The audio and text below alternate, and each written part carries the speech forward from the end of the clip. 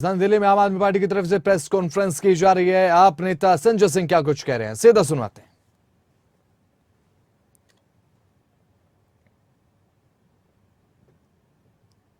किसी का भी नाम प्रस्तावित कर सकता है। बाकी और विस्तार से नियमों के बारे में राघव चड्ढा जी आपके सामने जानकारी देंगे।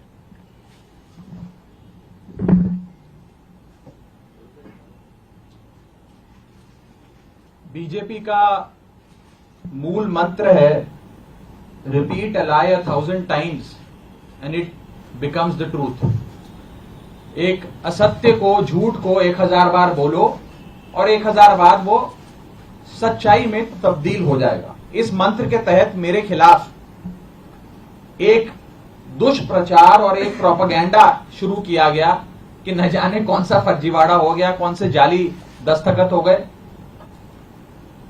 और इसी के चलते मुझे आज आपके सामने आना पड़ा दूध का दूध और पानी का पानी करने के लिए। अमूमन ये देखा जाता है जब भी किसी सदस्य के खिलाफ विशेषाधिकार समिति कोई कार्रवाई शुरू करती है, यानी कि कमिटी ऑफ प्रिविलेजेस कोई प्रोसीडिंग शुरू करती है, तो वो शख्स उस पर कोई सार्वजनिक बयान नहीं देता, कोई पब्लिक स्टेटमेंट नहीं देता।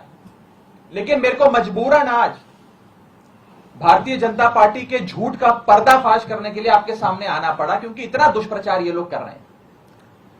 लेकिन मैं आज भी अपने बयान में ना कमिटी ऑफ प्रिविलेजेस के बारे में, ना ऑनरेबल चेयर के बारे में कोई भी बयान दूंगा। मैं सिर्फ रूल, पोजीशन और सच्चाई आपके सामने रखूंगा। पहली चीज तो यह है कि यह रूल बुक है जिसके हिसाब से राज्यसभा चलती है। यह रूल बुक, लाल किताब, इसमें लिखा है rules of procedure and conduct of business in the council of states. इस रूल बुक में जो लिखा है वो मैं आपको बताना चाहता हूं।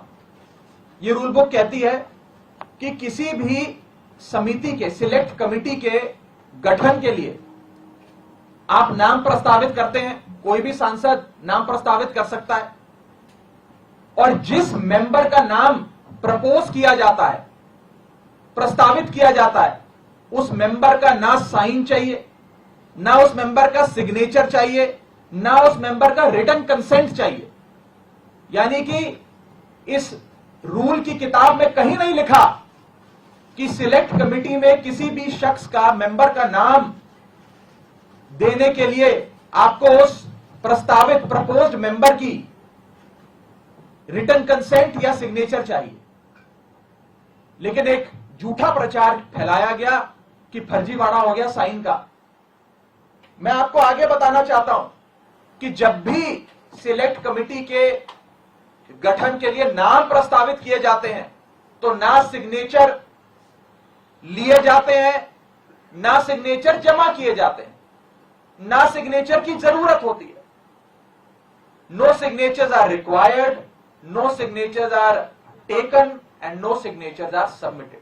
तो जब किसी का हस्ताक्षर लिया ही नहीं, जब कोई हस्ताक्षर जमा किया ही नहीं, तो ये फर्जी साइन का जो एक अफवाह फैलाई जा रही है, ये सरासर गलत, झूठ और बेबुनियाद है। और ये मैं कानून की पोजीशन के हिसाब से बता रहा हूं। और मैं आज इस मंच से बीजेपी के नेताओं को चुनौती देता हूं कि वो कागज लेकर आए मेरे सामने, show me that piece of paper जिसपे ये दस्तखत है। जब कोई दस्तखत है ही नहीं, जब सिग्नेचर होता ही नहीं, तो फर्जी सिग्नेचर की बात कहां से आ गई? मैं चुनौती देता हूं आज बीजेपी को। आप तो इतनी बड़ी पार्टी है, इतनी शक्तिशाली, इतनी ताकतवर सरकार है आपकी, वो कागज दिखाओ मुझे जहां पर हस्ताक्षर है। चुनौती देता हूं मैं आपको। अगर आप कह रहे हैं मैंने कोई कागज जमा किया है जिसमें गलत तरीके से किसी के साइन किए गए हैं, तो वो कागज लेकर आओ, मैं आपको चुनौती देता हूं आज। साथियों, मैं आपको आगे बताना चाहूंगा कि बीजेपी के अज्ञान का, उनके इग्नोरेंस का तो मेरे पास कोई इलाज नहीं है।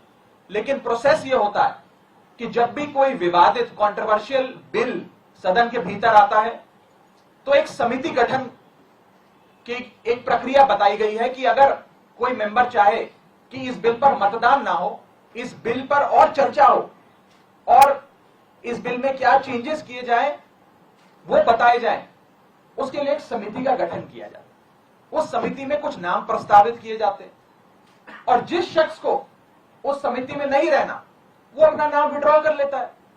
ये प्रपोजल है, ये प्रस्ताव है, किसी को जर जबरदस्ती नहीं बिठा दिया।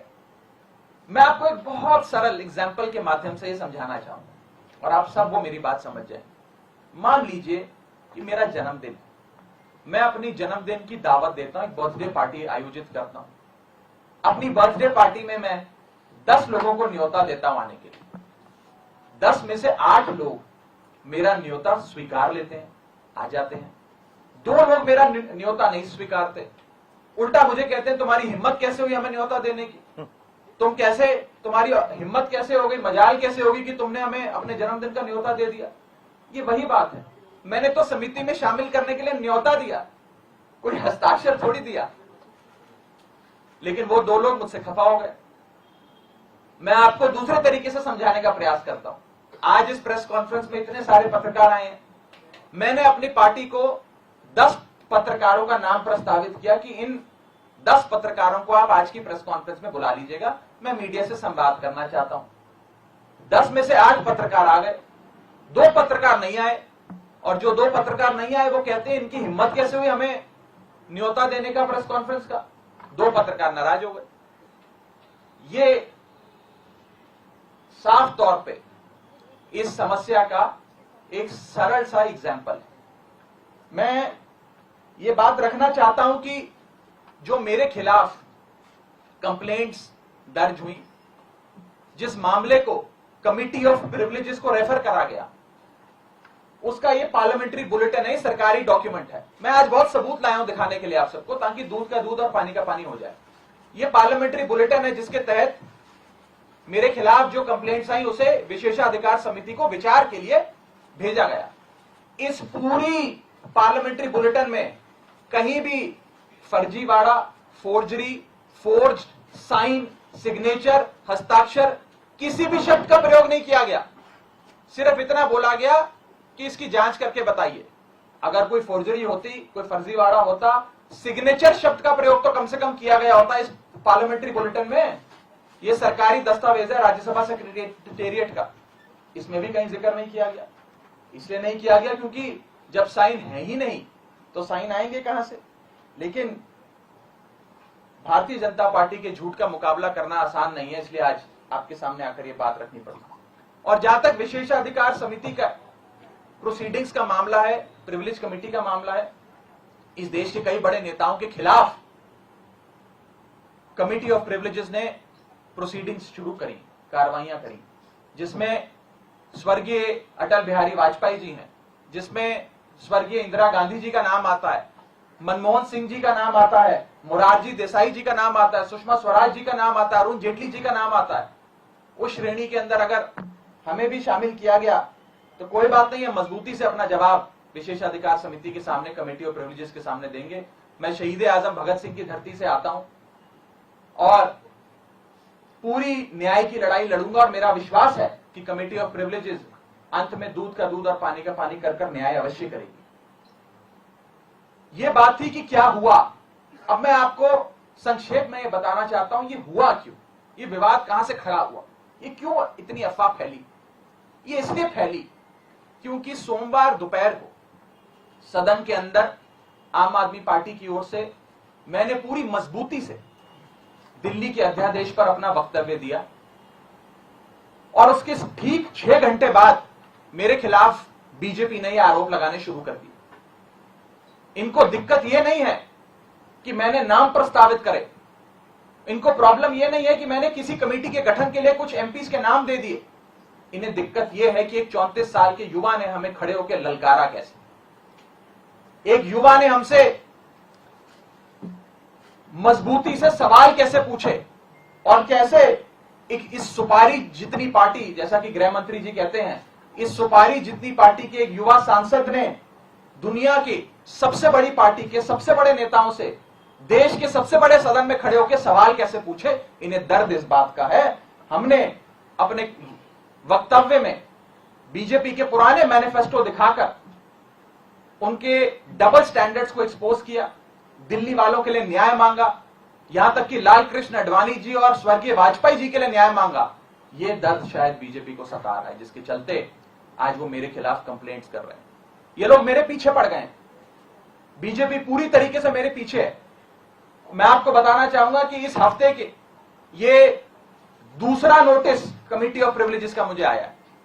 It is the second time कि मुझे किसी विषय में कमिटी ऑफ प्रिविलेजेस ने नोटिस दिया हो एक ही हफ्ते में।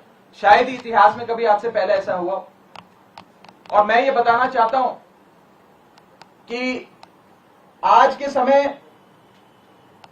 हर संभव प्रयास किया जा रहा है कि विपक्ष की आवाज को दबाया जाए। जैसे राहुल गांधी जी की मेंबरशिप छीन ली, हमारे दो सांसद संजय सिंह जी, सुशील कुमार रिंकू जी, दोनों को सस्पेंड कर दिया। लीडर ऑफ ऑपोजिशन का माइक ऑफ किया जाता है। अगर कोई विपक्ष का साथी खड़े होकर अपनी बात रखता है तो सदन के अंदर खड़े मंत्री उन्हें धमकी देते हैं कि तुम्हारे घर इन्फोर्समेंट डायरेक्टरेट आ जाएगी, सीबीआई आ जाएगी, बैठ जाओ चुप करके। इस प्रकार से एक अघोषित आपातकाल लगाने का प्रयास बीजेपी इस देश में कर रही है और उनका यही मकसद होगा शायद कि मेरी आवाज को भी दबाया जाए। लेकिन मैं कहना चाहता हूं कि ये युवा आवाज है, अरविंद केजरीवाल की एक सिपाही की आवाज है। ये आवाज दबने वाली नहीं है। आप कार्रवाइयां मेरे खिलाफ जितनी मर्जी करिए, आरोप जितने मर्जी लगाइए, लेकिन ये आवाज ना दबेगी ना बंद होगी। और अंत में मैं हाथ जोड़कर बस इतनी विनती करना चाहूंगा आप सब मीडिया के साथियों से कि ये जो आप लगातार पिछले 3 दिन से बीजेपी के झांसे में आकर ये चला रहे हैं कि कोई फर्जीवाड़ा हो गया, फोर्ज सिग्नेचर हैं, मेरा आपसे हाथ जोड़कर निवेदन है कि इस प्रकार की झूठी खबरें ना चलाएं। मैं आपसे कहना चाहूंगा कि आप सच दिखाएं। आप लोग इस लोकतंत्र के चौथे स्तंभ हैं। कृपया कर बीजेपी के प्रोपेगेंडा में ना फंसें। एक छोटे सेक्शन ऑफ मीडिया ने जरूर एक प्रोपेगेंडा चलाने का प्रयास किया और मुझे मजबूरन उनके खिलाफ कानूनी कार्रवाई करनी पड़ेगी, क्योंकि ना रिकॉर्ड्स में, ना कंप्लेंट्स में, ना पार्लियामेंट्री बुलेटिन में कहीं भी फोर्जरी शब्द का प्रयोग किया गया है।